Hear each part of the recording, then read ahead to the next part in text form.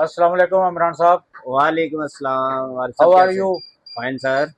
अच्छा इमरान साहब, आप हमें ये बताएं कि कल मुझे ना एक बंदे की कॉल आई है। ठीक है। उस बंदे ने मुझे कहा कि जी मैंने सोलर सिस्टम लगवाना है। ठीक है। मैंने काफ़ी सारे लोगों से पूछा है हम्म। कि जी मैं सोलर लगवाना है, लेकिन वो मुझे यही पता चला कि जी सोलर सिस्टम को ना इन्वर्टर को डीपी को आग लग जाती है। ठीक है। तो मैं इसलिए ना हम्म। मेरा दिल नहीं करता कि मैं लगवाऊँ। हम्म। मैंने कहा जी अगर आपका नहीं दिल करता तो ना लगवाएं। हम्म। ठीक है जी, लेकिन 100% तो आपको मैं श्योरिटी नहीं दे सकता कि आगे लगे या ना लगे। आपने उसे कोई ब्रीफिंग नहीं दी कोई भी? मैं उसको क्या ब्रीफ करता, मैं उसको तो यही कह सकता था कि जी आप ये देखे ना, चीज़ें अच्छी लगवा लें, अच्छे इंस्टॉलर से इंस्टॉल करवा लें, अच्छी जी। कंपनी सेलेक्ट करें। जी ऐसे ही है। तो मैं तो यही उसको कह सकता कि ब्रेकर अगर अच्छे होंगे, वायर अच्छी होगी, डीपी अच्छी लगी मैं जी होगी। आपको बताता हूँ जी। जी जी बताएं। जो हमारा सोलर सिस्टम है ना, उसमें दो चीज़ें अहम है। ठीक है। एक सोलर इन्वर्टर है और जो उसके साथ हम डिस्ट्रीब्यूशन बॉक्स लगाते हैं। ठीक है। ठीक है। हम बात कर रहे हैं कि सोलर सिस्टम को आग क्यों लगती है। हाँ जी ठीक है। बिल्कुल। वो उनकी वजह ये जो दो चीज़ें ही हैं, सोलर पैनल उसमें इंक्लूड होते ही नहीं है क्योंकि जाहिर है वो तो छत के ऊपर लगे वो तो हुए हैं। छत के ऊपर लगे। अगर लगेगी तो छत के ऊपर लगेगी, अच्छा वो सर जी, रहता। इसमें अब आपने ऐसे करना है कि देखें, सबसे पहले तो जो आपका डिस्ट्रीब्यूशन बॉक्स है ना, जी जी। उसमें जो आपके ब्रेकर लगे हैं ना, अच्छा। पहले तो आप उसको स्टडी करेंगे वो अच्छे हैं, अच्छी कंपनी के हैं। ये चीज़ होगी, उसको एक साइड पे कर दें। उसके बाद आपके ब्रेकर आ गए, ब्रेकर आपके फिटिंग हो गए। उसके बाद आप देखें कि आपकी जो कनेक्शन है वो तो लूज नहीं है। ठीक ठीक है। है। नंबर दो। नंबर तीन, ये देखें कि जो आपकी मेन और आउट जो आपकी वायर है वो अंडर साइज की तो नहीं है। सबसे ज्यादा प्रॉब्लम ही यहाँ पे आती है। लोग क्या करते हैं कि सिस्टम को चला लेते हैं, ऑन हो जाता है जी, ठीक है जी ऑन हो गया। अब उसके ऊपर जब आप लोड डिवाइड करते हैं ना, तो तब आपको प्रॉब्लम आती है।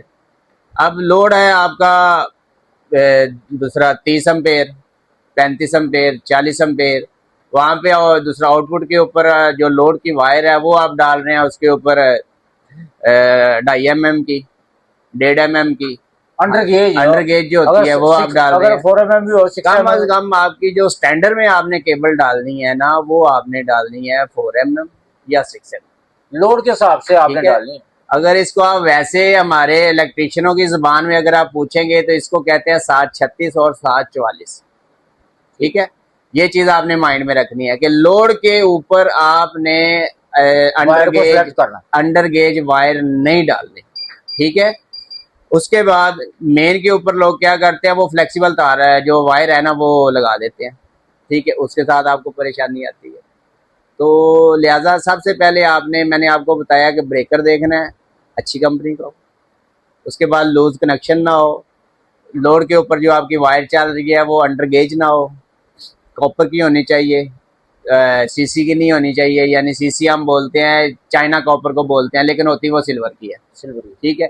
तो ये आरिफ साहब छोटी छोटी चीजें हैं, इन चीजों को आप देखें। और उसके बाद जब भी आपने सिस्टम इंस्टॉल करना है, आपने इन्वर्टर के नीचे बिल्कुल डिस्ट्रीब्यूशन बॉक्स जो है वो इंस्टॉल नहीं करना। कितना का डिस्टेंस होना चाहिए? डिस्टेंस होना चाहिए कम से कम आपका कोई 1 से 1.5 फुट का। अच्छा, आपने ब्रेकर की बात की है जी, ब्रेकर अच्छी क्वालिटी का होना चाहिए। जी जी जी। ठीक हो गया। जी अब ब्रेकर तो अच्छी क्वालिटी का, ज्यादातर मैंने देखा है, ज्यादातर लोग क्या करते हैं, वो 63 एम्पेयर 63 एम्पेयर का ही लगा रहे होते हैं डीसी ब्रेकर। ठीक है। ये है बात करने वाली। ये जी जी अब आपकी जो ऊपर से स्ट्रिंग आ रही है, जी जी। अभी तक जितनी भी प्लेटें आ रही है तकरीबन 14-15 एम्पेयर एक स्ट्रिंग की करंट होती है। जी ऐसे ही है। ठीक है। तो लोग ब्रेकर लगा रहे हैं 63 एम्पेयर का। जी तो ब्रेकर 3 ट्रिप करेगा, वो तो एज ए स्विच ही काम करेगा। जी जी बिल्कुल एज ए स्विच काम करेगा। मैं उसका आपको तरीका बता देता हूँ।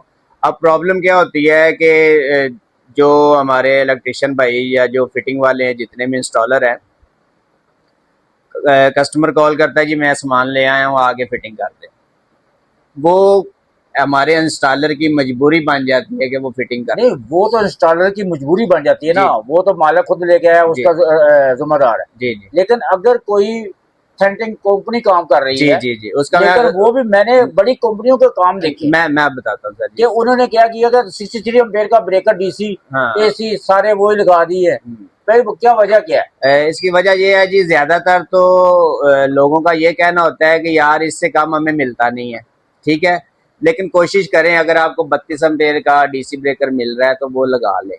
हाँ, अगर आप कहते हैं कि नहीं हमें मिला ही 63 एम्पेयर का है, हमने लगाना ही 63 का है, तो उसके साथ मेरा भाई ऐसे करे, उसके साथ जो फ्यूज ब्रेकर है ना, जो डीसी के ऊपर चलते हैं। आपके पास है कोई? जी जी, मेरे पास फ्यूज ब्रेकर पड़े हुए हैं इधर, ये देखें, ये फ्यूज ब्रेकर होता है जी। अच्छा जी, ठीक है, इसके अंदर एक लगा होता है फ्यूज, ठीक हो, ठीक है, वो ऐसे आपका निकल आता है, ये फ्यूज पड़ा है जी। ठीक है, ठीक है, अब क्या होता है कि उन्होंने डीसी ब्रेकर लगा दिया, ये वाला डीसी ब्रेकर से पहले हमारा फ्यूज लगा हुआ है, ठीक है, ठीक है, ब्रेकर जो हमारा लगा हुआ वो 63 एम्पेयर का लगा हुआ है, ठीक है, उससे पहले करंट आना है हमारे फ्यूज ब्रेकर में, ठीक है, फ्यूज ब्रेकर सिलेक्टेड होते हैं कि आपने 20 एम्पेयर का लेना है, आपने 30 का लेना है, आपने 32 का लेना है, लेकिन मैं आपको कहूंगा कि आप 20 एम्पेयर का जो फ्यूज ब्रेकर है ना वो यूज करें।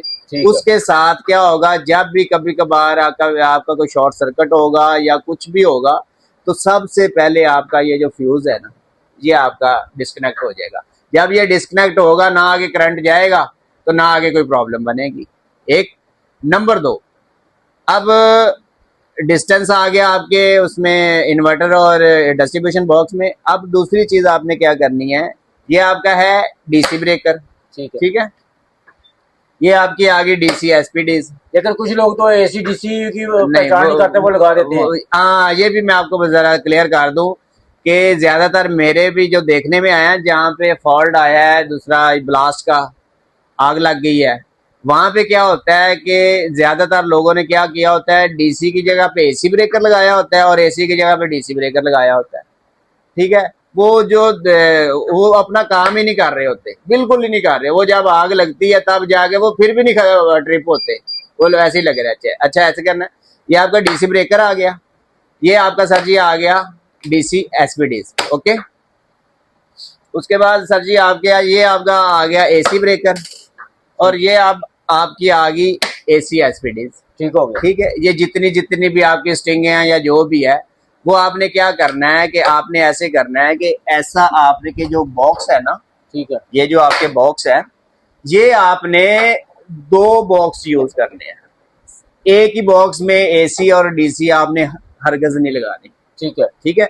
आपने क्या करना है जी, ये जो एसी वाली साइड है उसका बॉक्स अलग लगाना है, और जो डीसी वाला बॉक्स है उसका बॉक्स आपने अलग लगाना है।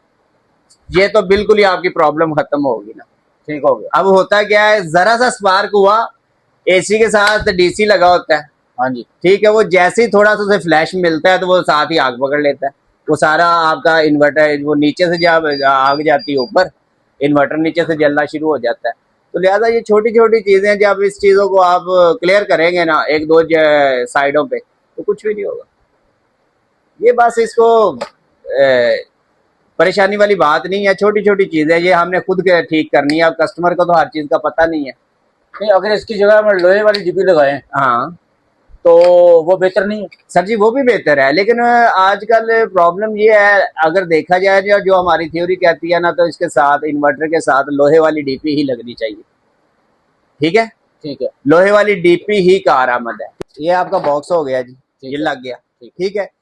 ये आपकी आ गई है सिर्फ खूबसूरती, ठीक है, पायदारी नहीं, ठीक है। अगर आपने सिस्टम अच्छा भी लगा दिया है, कहीं कोई प्रॉब्लम आ जाती है, इलेक्ट्रॉनिक्स है, कुछ भी हो जाता है, तो ये नहीं है कि अब मैं आपको कह रहा हूँ जी आप ये ऐसे ऐसे सिस्टम लगाएंगे तो आग नहीं लगेगी, प्रॉब्लम आ जाती है। नहीं, ये तो ठीक है, आपने कहा जी ब्रेकर अच्छा लगाए जी, ठीक और है। वायर में भी कोई अच्छी सर जी देखिए, ब्रांड के ऊपर जब आएंगे ना, उसमें अंडर गेज नहीं होगा, सिंपल सा फार्मूला है। आपने ब्रांड के ऊपर, प्योर कॉपर में जब आप ब्रांड में आएंगे ना, तो उसमें आपको ना अंडर गेज नहीं आएगी, ठीक है। अच्छा, ये मैं बता रहा था आपको कि ये तो आ गया आपका खूबसूरती आ गई, ठीक है। और अगर आप चाहते हैं कि यार हमारा 100% खुदा न खास्ता आग लग भी जाए हमारे डिस्ट्रीब्यूशन बॉक्स में, तो हमें प्रॉब्लम ना बने, ज्यादा बाहर ना फैले, हाँ, तो उसकी जगह पे फिर आप ऐसा बॉक्स लगाएं, ठीक है। ऐसा बॉक्स आग लगाएं। इसके साथ क्या होगा कि अगर आपके कहीं पे कुछ प्रॉब्लम बनती है तो इसके अंदर ही रहेगी। ठीक है। अब होता क्या है कि कस्टमर कहता है कि यार ये जो बॉक्स लगा हुआ है ना ये हमें बुरा लग रहा है, लेकिन आप बुरे को ना देखें, आप उसकी सेफ्टी को देखें। जब आप सेफ्टी के ऊपर कंप्रोमाइज नहीं ना करेंगे तो फिर कुछ भी नहीं। जी इमरान साहब, सर आपने डीपी के बारे में तो काफी जी अच्छा बता दिया है, लेकिन आप मुझे बताएं कि जी अगर इन्वर्टर को आग लग जाए, जी इन्वर्टर जी को भी तो आग लग सकती है ना, जी जी तो बिल्कुल डीपी ऐसे ही। तो एक साइड पे है, तो फिर इन्वर्टर को तो आग लगी तो फिर क्या होगा? हाँ अच्छा, ये मैं आपको ना चीज थोड़ी कंफर्म कर लूँ, ये आपने अपने माइंड में बिठा लेनी है। इन्वर्टर को सबसे पहले तो आप देखें कि जो हमारा इन्वर्टर है ना IP21, ठीक है ना, उसको आग क्यों लगती है? उसको आग इसलिए लगती है, सबसे पहले जो उसका फॉल्ट आता है ना कि उसके ना फैन चल रहे होते हैं, साइडों पे फिल्टर लगे होते हैं, वो हमारा कस्टमर या हम उसे साफ नहीं करते, उसकी जो इंटरनल हीट है ना वो नहीं निकलती। जब फिल्टर हमारे ब्लॉक हो जाते हैं उसकी इंटरनल हीट वो निकलती नहीं है, वो कोई ना कोई आपको एरर देगा। आप लोग क्या करेंगे, जाएंगे ब्रेकर बंद करेंगे, इन्वर्टर बंद करेंगे, 1 मिनट बाद उसे फिर ऑन कर देंगे, वक्ती तौर वो ऑन हो जाएगा, ठीक है। वक्ती तौर वो रन हो जाएगा, सारा कुछ ओके हो जाएगा, चल जाएगा।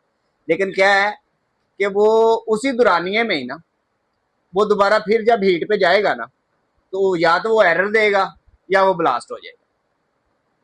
ठीक है, बेहतर यही है कि अगर आपका IP21 लगा हुआ है तो उसको आप फिल्टर वगैरह उसके साफ करें। और सबसे ज्यादा प्रॉब्लम अब कहाँ पे आ रही है उसमें कि जो सिस्टम हमारे ऊपर ममटियों में लगे हुए हैं IP21, वहां पे ज्यादा प्रॉब्लम आती है। वो बार बार जो है ट्रिप हो रहा है, बार बार वो आउटपुट छोड़ रहा है, बार बार वो आपके साथ जो इन्वर्टर है ना वो मिसबिहेव कर रहा है। ठीक है, वो होता क्या है कि वो ओवर टेम्परेचर पे चल रहा होता है। ठीक है, जब वो ओवर टेम्परेचर पे हर वक्त वो चल रहा होता है तो वो एरर 1-2 दफा देता है, उसके बाद वो ब्लास्ट हो जाता है। तो इन्वर्टर को IP21 को ऐसी जगह पे लगाएं कि जहाँ पे आपका टेम्परेचर जो है ना वो नॉर्मल हो। नहीं देखो ना, जो सेमी कनेक्टर है ना उसका बिहेवियर है ना वो टेम्परेचर के साथ ही वर्क जी करता है, जी ऐसे ही है। क्योंकि टेम्परेचर अगर राइज होगा तो वो उसमें मसले मसाइल अच्छा तो आते हैं। जी इमरान साहब, आपने IP21 का तो बता दिया, जी जी और आपने कहा जी का IP65 और IP66, जी जी ये इन्वर्टर मैंने ये भी जले हुए देखे हैं। हाँ, वो बिल्कुल ऐसे ही है। अब होता क्या है सर जी, जो हमारा लोग कहते हैं कि हम तो लेके आए IP65 उसको आग नहीं लगेगी, तो ये बात भी बिल्कुल ठीक नहीं है। मैं बताता हूँ अब होता क्या है, सिस्टम हमने ले आए हैं, लगा दिया, IP65 लगा दिया, ठीक है। अब हमारे जो क्लाइंट है ना वो देखते हैं कि यार हमारा तो टेम्परेचर ही नहीं है, हमारा तो टेम्परेचर ही आज 42 था, 40 था, इससे ऊपर वो गया ही नहीं है, तो ये हमारा तो IP65 लगा हुआ है। सर जी वो देखें उसमें ये चीज है, उसका जो टेम्परेचर है ना वो इंटरनल हमने टेम्परेचर। जो इंटरनल उसकी हीट है ना हमने उसको देखना है, हाँ जब, हमने अपने टेम्परेचर को नहीं देखना, हाँ हमने तो सिस्टम की हीट को। तो जब वो लोड चला रहा है तो वो जी बिल्कुल ऐसे ही है। अच्छा, उसको आग क्यों लगती है? उसको आग इसलिए लगती है कि अब हम सिस्टम ले आए हैं 6 किलोवाट का, हाँ एग्जाम्पल दे रहा हूँ, तो हमने उसके ऊपर ना जो प्लेटें ज्यादा लगा दी। जो बाज़ का क्या होता है कि पैनल भी हमने उसके ऊपर पूरी कैपेसिटी के लगाए होते हैं, और हम कहते हैं कि यार हम ना इसके ऊपर लोड भी पूरी कैपेसिटी का डालें। हाँ ठीक है, लेकिन जो हमारी थ्योरी कहती है ना सर, जो हमारी थ्योरी कहती है कि जो हमने इसके ऊपर लोड डालना है वो 75, हद 80% से ऊपर लोड ना डालें। उसमें क्या है कि आपके सिस्टम की लाइफ बढ़ेगी, आपका सिस्टम कभी बर्न नहीं होगा, आपका सिस्टम एरर नहीं देगा ओवरलोड का। ठीक है, और कोशिश यही करें कि इन चीज़ों को आप मद्देनजर रखें और आपके जो सिस्टम जितने भी लगे हुए हैं ना उनको वो प्रॉब्लम नहीं आएगी। ये छोटी छोटी चीज़ें हैं, ये छोटी छोटी चीज़ें आपने देखनी है, करनी है, तो बस इंशाल्लाह। वो तो ठीक है, लेकिन जिस बंदे ने ये सोलर सिस्टम लगवाया हो, मैं कहता हूँ कि उसको दिन में एक दो दफा तो उसको, अगर इन्वर्टर उसके आंखों के सामने नहीं है, किसी साइड पे लगा हुआ, तो एक एक दिन में एक दफा चक्कर तो लगाया कि मेरा सिस्टम कोई मिसबिहेव तो नहीं कर रहा।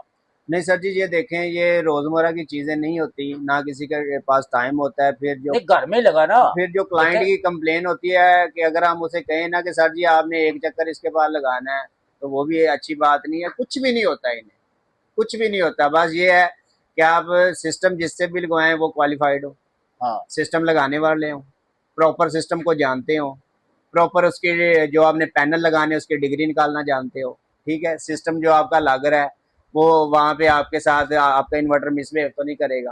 ठीक है, ये चीजें हमने देखनी है और कस्टमर को बतानी है।